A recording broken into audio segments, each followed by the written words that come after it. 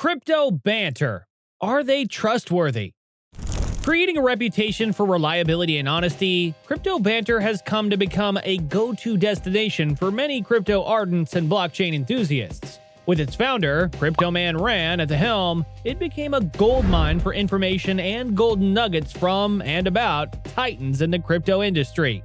However, Crypto Banter's original single host model has changed, and Ran has increasingly bought other crypto personalities to host the show. Although the new method means that a greater pool of knowledge is available for viewers, reliability is now a great concern to subscribers. Can Crypto Banter be trusted? Or would we see another instance of crypto influencers using their position to reap profit at the expense of their followers? Join us as we discuss this and more in today's episode. Crypto Banter. In November 2020, Ran Nuna launched Crypto Banter, a live streaming service that covered stories on Bitcoin, altcoins, and the crypto space in general. Ran started the service as a live weekday call-in show where anyone could ask him questions about crypto. Headquartered in Cape Town, South Africa, the show would grow rapidly and turn Ran Nooner into a top crypto personality. Now known as Crypto Man Ran, his channel has accumulated 116,267,750 views and has posted over 2,700 videos on the channel. These podcasts have given massive value to millions of people around the world. Self-acclaimed world's first 24/7 interactive for crypto, Crypto Banter broadcasts live on weekdays at 10 a.m. Eastern Time. Each episode ranges from half an hour to an hour long, and past episodes are available on the Crypto Banter YouTube channel. Building a reputable and profitable social media enterprise in today's world is not a small feat. The competition is fierce and relentless, with every influencer trying to keep their blue tick. Even worse is the struggle to maintain credibility. That story would require an entire video. Yet, Crypto Man Ran has turned Crypto Banter into a crypto haven where investors get information right from the bull's mouth. The key lies in their aptly named Our Ethics. Code of Ethics. To maintain the integrity of the show, Crypto Banter has a code of ethics that it follows strictly, and Zach XBT, an on-chain investigator, partners with the team to keep them accountable. At least, so their code of ethics reads. All hosts are obliged to disclose their monthly holdings on the Crypto Banter website. In addition, neither guests nor hosts on the platform accept payments for their appearances on the show. Crypto Banter itself does not do paid reviews, mentions, tweets, etc. This is particularly noteworthy as several crypto celebrities have been accused of doing reviews and mentions on their channel without informing their audience that they were paid to do them. The platform also claims that sponsorships may not affect how they cover said sponsor. That is, their views on sponsors are largely unbiased. The ethics are a mouthful to read, but in all, the message remains the same. We are trustworthy. Unfortunately, doubts have been cast on Crypto Banter's credibility recently. Crypto Man Ran no longer runs the show as the single host. Multiple personalities have taken the role, and now viewers wonder if the honesty of one man can apply to a dozen. Unfortunately, the fires were stoked by the recent Satoshi VM scam. The Satoshi VM saga. In the words of an ex-user at WazCrypto, scam project launched on Scam Launchpad promoted by scammers, a match made in heaven. These sarcastic words perfectly capture the senile drama we watched unfold with Satoshi VM. Weeks ago, Satoshi VM was the hype in the crypto space. It was touted as the next 100x project, and influencers blew the trumpets until their cheeks turned red. As usual, millions of investors entered FOMO, and the SAVM token soared once trading opened on the Ape Terminal Launchpad. The price spike was unsurprising, in fact, even expected. Extreme price volatility is part and parcel of the crypto ecosystem.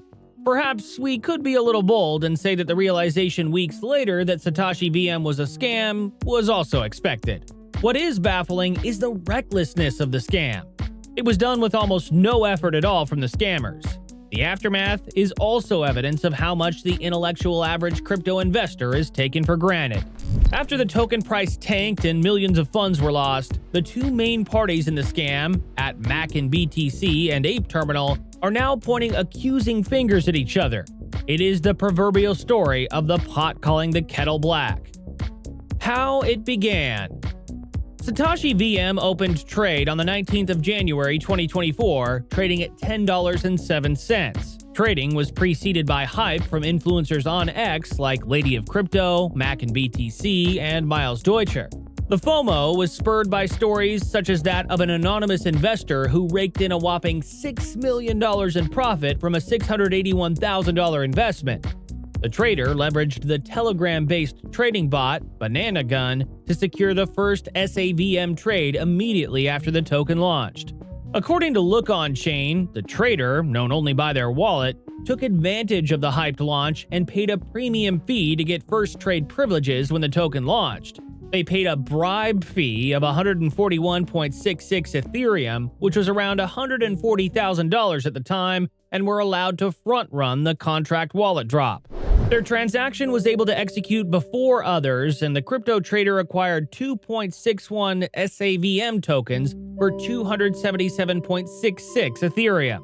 With the addition of a premium fee paid to miners, the wallet's total cost stood at $700,000. The trader's audacious strategy would turn out to be immensely profitable as the price of Satoshi VM would pump over the next few hours. In a mere 3 hours, the trader's wealth transformed to over $6.7 million. In yet another brilliant move, which now has become questionable due to Satoshi VM's plunge, the trader would go on to sell 2.16 million SAVM tokens for $4.38 million and realize a profit of $3.6 million from the transaction. They would sell the rest of their stash in another transaction and bring their balance to zero, essentially carting $6 million in less than a day. The story, which quickly went viral, fueled demand for Satoshi VM and its price ballooned.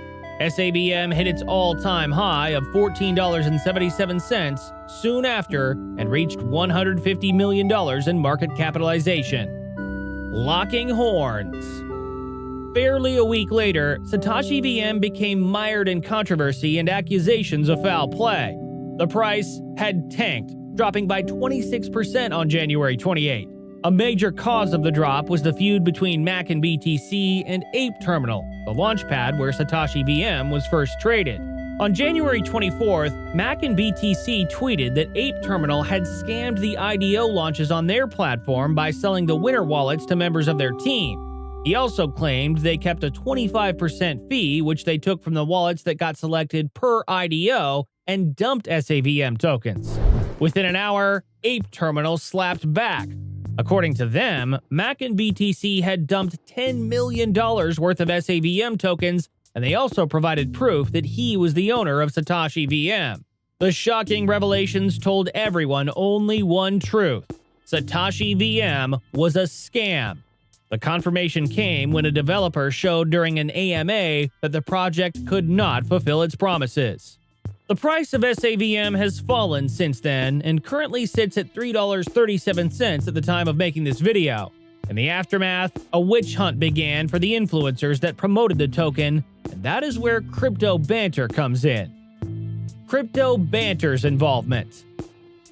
When multiple influencers are shilling a project, most experts recommend distance from that project. Crypto Banter has consistently maintained integrity for years, and according to their code of ethics, they do not accept contracts or investments that would require them to promote a crypto asset on any of their mediums. And they didn't.